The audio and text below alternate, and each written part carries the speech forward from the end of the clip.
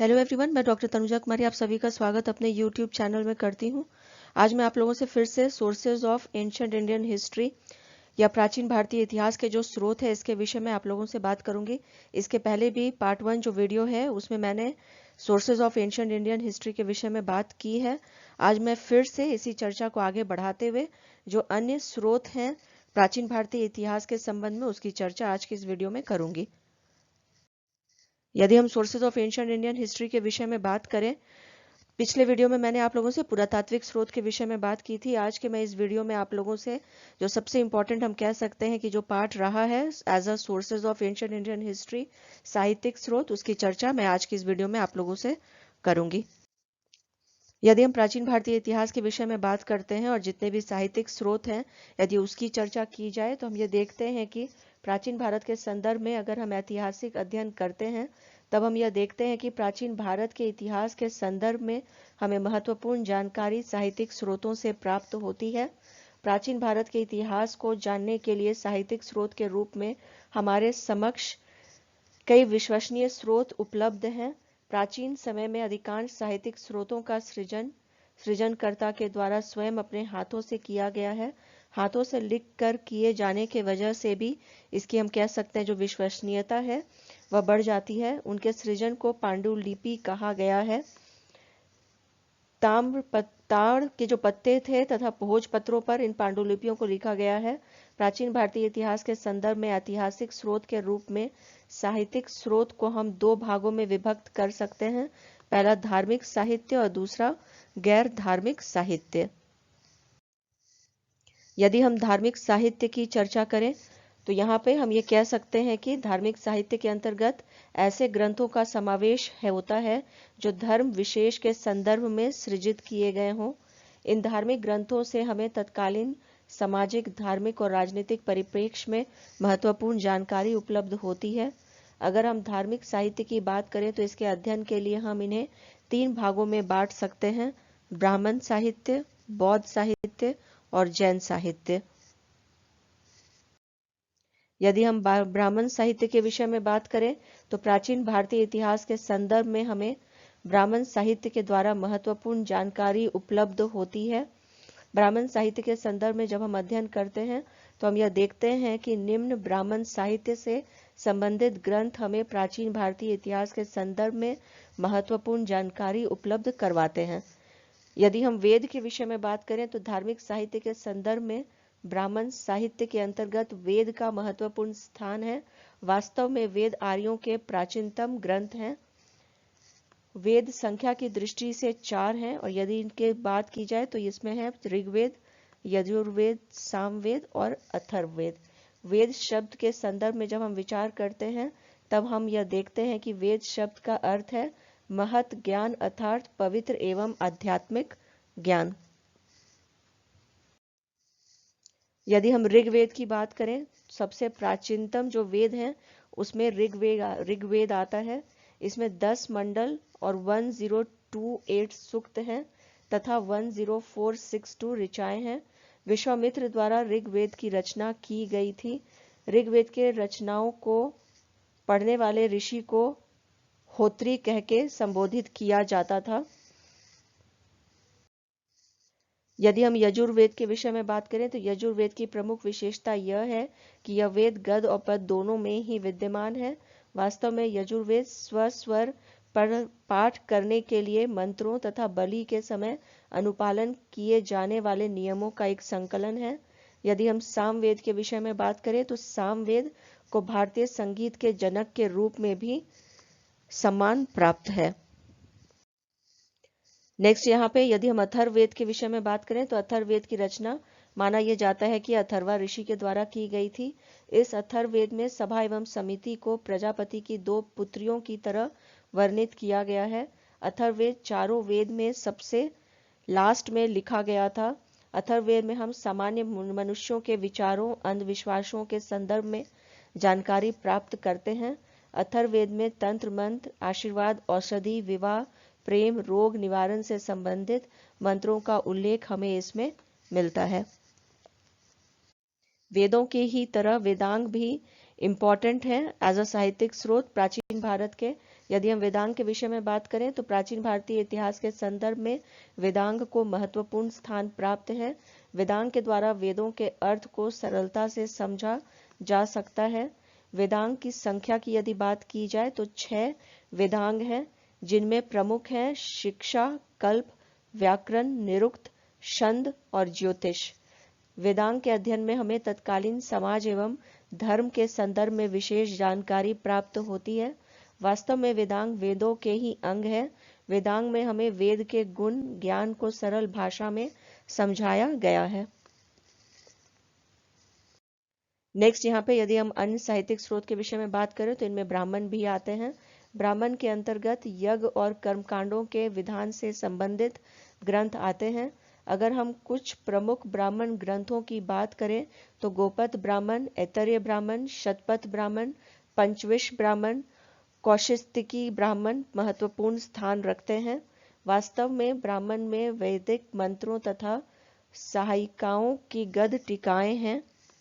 अगर हम ऐतिहासिक स्रोत के रूप में ब्राह्मण की बात करते हैं तो हम यह देखते हैं कि राजा परीक्षित तथा उसके काफी बाद के शासनकाल के संदर्भ में हमें ब्राह्मण से महत्वपूर्ण जानकारी प्राप्त होती है।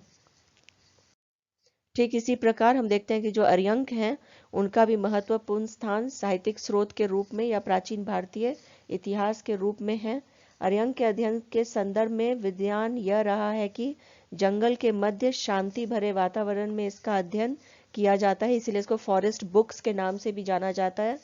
इन ग्रंथों में हमें आत्मा और परमात्मा के संदर्भ में महत्वपूर्ण जानकारी प्राप्त होती है। अर्यंक शब्द आर और अन्यंक शब्द से बना है, जिसका शाब्दिक अर्थ वन होता है। इन्हें ऋषियों के द्वारा लिखा गया है। नेक्स्ट यहाँ पे यदि हम उपनिषद की बात करें, प्राचीन भारतीय इतिहास के स्रोत के रूप में उपनिषद को महत्वपूर्ण स्थान प्राप्त है। उपनिषद का तात्पर्य ऐसे ग्रंथों से है जिन्हें गुरु के नजदीक बैठकर प्राप्त किए गए ज्ञान के आधार पर लिखा गया है। हमें उपनिषदों से भारतीय दर्शन के संदर्भ में महत्वपूर्ण जानकारी उपलब्ध होती है। उपनिषद के द्वारा बिंदुसार के पूर्व के इतिहास के संदर्भ में हमें जानकारी मिलती है। इन्हीं ग्रंथों का अंतिम भाग होने के कारण इन्हें वेदांत भी कहा गया है। उपनिषद के अंतर्गत प्रश्न और उत्तर के माध्यम से आध्यात्म तथा दर्शन के संदर्भ में चर्चा की गई है। यदि उपनिषदों की संख्या के विषय में बात की जाए तो इसकी संख्या 108 है। नेक्स्ट यहाँ पे यदि हम चर्चा करें स्मृतियों के विषय में, ऐतिहासिक स्रोत के रूप में स्मृतियों के माध्यम से हमें तत्कालीन समाज के विभिन्न कार्यकलापों के संदर्भ में जानकारी प्राप्त होती है। स्मृतियों में साधारण जीवन, वनाश्रम, धर्म, राजा के कर्तव्य तथा श्राद्ध एवं प्रायश्चित जैसे विषयों पर चर्चा की गई है। मनु, नारद, विष्णु, याज्ञवल्क्य, बृहस्पति, पराशर की जो स्मृतियां रही हैं वो अत्यंत महत्वपूर्ण है। मनुस्मृति में हमें शुंग काल के संदर्भ में महत्वपूर्ण जानकारी मिलती है। वहीं नारद स्मृति से हमें गुप्त काल के विषय में महत्वपूर्ण जानकारियां उपलब्ध होती हैं। स्मृतियों को धर्म शास्त्र भी कहा गया है। स्मृतियां प्रारंभ में मौखिक रूप से ही अग्रे घोषित होती थी, परंतु बाद में हम ये भी देखते हैं कि मनुस्मृति का अंग्रेजी में अनुवाद वारेन हेस्टिंग्स के द्वारा करवाया गया था तथा इसका नाम द जेंटू कोड रखा गया था। यदि हम सूत्र के विषय में बात करते हैं तो भारतीय इतिहास के संदर्भ में सूत्र भी अत्यंत महत्वपूर्ण माने गए हैं। सूत्रों की रचना वेदों के विधिवत अध्ययन करने के लिए की गई है। सूत्र 4 हैं: स्रोत सूत्र, गृह सूत्र, धर्म सूत्र तथा शुल्ब सूत्र। नेक्स्ट यहाँ पे यदि हम बात करते हैं अन्य साहित्यिक स्रोतों के विषय में तो यहाँ इसमें पुराण भी आते हैं। ऐतिहासिक दृष्टि से पुराण का महत्वपूर्ण स्थान है। पुराणों के अंतर्गत हमें प्राचीन ऋषि मुनियों तथा राजाओं का वर्णन प्राप्त होता है। अगर हम संख्या की बात करें तो पुराणों की कुल संख्या 18 है। विष्णु पुराण, मत्स्य पुराण, वायु पुराण और भागवत पुराण काफी अधिक महत्वपूर्ण है। पुराणों के अध्ययन से हमें विभिन्न राजाओं के वंशावलियों के संदर्भ में महत्वपूर्ण जानकारी उपलब्ध होती है। पुराणों के अंतर्गत विभिन्न देवी देवताओं को केंद्र मानकर पाप और पुण्य, धर्म, कर्म की व्याख्या की गई है। ऐतिहासिक दृष्टि से देखें तो हमें सातवाहन वंश के संदर्भ में मत्स्य पुराण से जानकारी मिलती है। वहीं दूसरी ओर हम ये देखते हैं कि गुप्त वंश के संदर्भ में वायु पुराण से हमें महत्वपूर्ण जानकारियां उपलब्ध होती हैं। मौर्य वंश के संदर्भ में हमें विष्णु पुराण से जानकारी मिलती है। अगर हम पुराण के रचयिता के विषय में बात करें तो पुराण के रचयिता लोमहर्ष अथवा उनके पुत्र उग्रश्रवा को माना गया है। यहाँ पे ये कंट्रोवर्शियल है हालांकि, क्योंकि जैसे पुराणों का जो नंबर्स है और कितने पुराण लिखे गए थे और कितने अभी प्रेजेंट है और इसके लेखक या रचयिता कौन थे, इसके विषय में हमेशा ही विवाद का यह विषय भी रहा है। 18 पुराणों में मत्स्य पुराण को सबसे प्राचीन और प्रामाणिक माना गया है। या जितने जो 18 पुराण हैं, हम ये कह सकते हैं कि प्राचीन भारत के इतिहास को समझने, जानने तथा उस समय की जो धार्मिक स्थिति रही थी और जो राजनीतिक वंशावलियां रही थी उससे जानने में पुराण जो है वो बहुत अधिक मदद पहुंचाते हैं। यहाँ पे यदि हम महाकाव्य के विषय में बात करें तो ऐतिहासिक स्रोत के रूप में ब्राह्मण साहित्य में महाकाव्य को काफी महत्वपूर्ण स्थान प्राप्त है। महाकाव्य के अंतर्गत 2 महाकाव्य रामायण और महाभारत आते हैं। रामायण की रचना महाकवि वाल्मीकि के द्वारा की गई थी तथा मुनि व्यास के द्वारा महाभारत की रचना की गई थी। रामायण और महाभारत जैसे महाकाव्य हमें तत्कालीन राजनीतिक, सामाजिक, धार्मिक, आर्थिक व्यवस्था के संदर्भ में महत्वपूर्ण जानकारियां उपलब्ध कराते हैं। रामायण की जब रचना हुई थी तो उस समय इसमें 6000 श्लोक थे। कालांतर में श्लोकों की संख्या बढ़कर 24,000 या 24,000 हो गई थी। रामायण को 7 खंडों में विभाजित किया गया है। अगर हम महाभारत की बात करते हैं तो इसने रचना के समय 8880 श्लोक रहे थे, जो कालांतर में गुप्त काल में श्लोकों की संख्या 1 लाख हो गई तथा इसे महाभारत कहा गया। महाभारत एक काव्य संग्रह या ग्रंथ है। यही कारण है कि इसे पंचम वेद भी कहा गया है। महाभारत में 18 खंड हैं। महाभारत के अंतर्गत हमें शिक्षा, ज्योतिष, न्याय, चिकित्सा, नीति, शिल्प, खगोल, विद्या, योग के महत्वपूर्ण जानकारी प्राप्त होती है। जिस प्रकार से हमारे लिए जितने भी धर्म ग्रंथ रहे हैं या वेद और महाकाव्य रहे हैं, उसी प्रकार से प्राचीन भारतीय इतिहास के जानने के लिए उनमें बौद्ध साहित्य का भी इम्पोर्टेंट स्थान रहा है। प्राचीन भारतीय इतिहास के संदर्भ में अध्ययन के लिए स्रोत के रूप में बौद्ध साहित्य को महत्वपूर्ण स्थान प्राप्त है। अगर हम बौद्ध साहित्य के संदर्भ में अध्ययन करते हैं तो हम यह देखते हैं कि इसे 4 भागों में बांटा गया है। यदि हम जातक के विषय में बात करें तो जातक बौद्धिक साहित्य में महत्वपूर्ण ग्रंथ की हैसियत रखता है। इसमें 550 कथाओं का संग्रह है।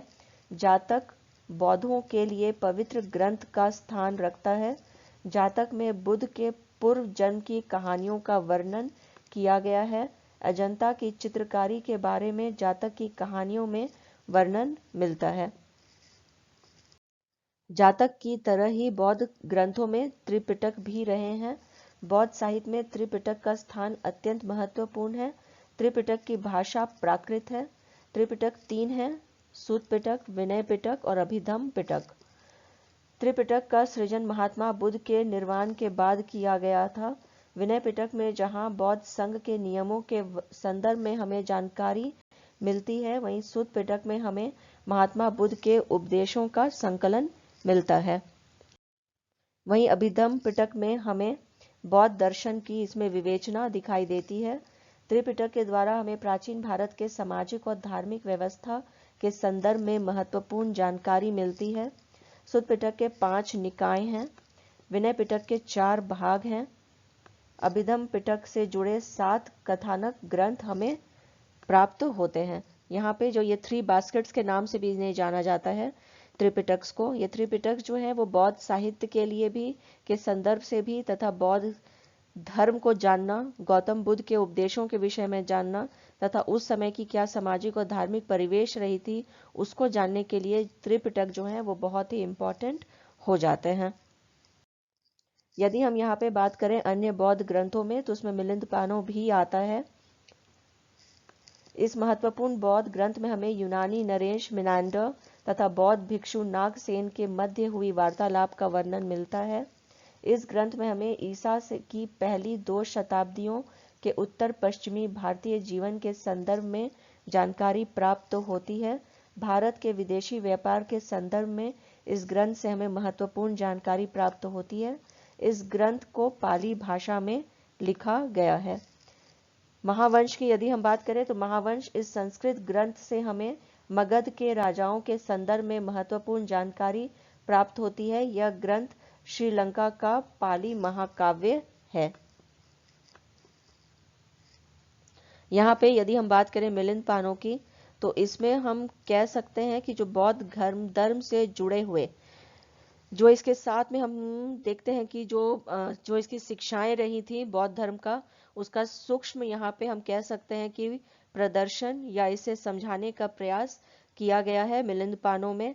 दूसरा यदि हम यहाँ पे बात करें महावंश की तो यहाँ पे जाने अनजाने ही सही क्योंकि इसमें जो है उस समय के मगध के राजाओं का उल्लेख मिलता है, परंतु क्योंकि इसमें श्रीलंका का भी हमें कहीं ना कहीं इतिहास इससे जुड़ा हुआ दिखाई देता है। यहाँ पे यदि हम बात करें जितने भी साहित्यिक स्रोतों के विषय में तो इसमें हम ये कह सकते हैं कि जितने भी वेद वेदांग स्मृतियां महाकाव्य रहे हैं उसी प्रकार से जो बौद्ध धर्म ग्रंथ रहे हैं उनका भी इम्पोर्टेंट स्थान रहा है प्राचीन भारतीय इतिहास के साहित्यिक स्रोत के तौर पे। नेक्स्ट वीडियो में मैं आप लोगों से बात करूंगी अन्य जितने भी साहित्यिक स्रोत रहे हैं और अन्य जो प्राचीन भारतीय इतिहास के स्रोत रहे उसकी चर्चा मैं आगे नेक्स्ट आप लोगों से वीडियो में करूंगी। यदि आप लोगों को ये वीडियो मेरा जो है प्राचीन भारतीय इतिहास के संबंध में पसंद आया हो तो प्लीज़ इसे लाइक करें, शेयर करें और सब्सक्राइब करें। Thank you.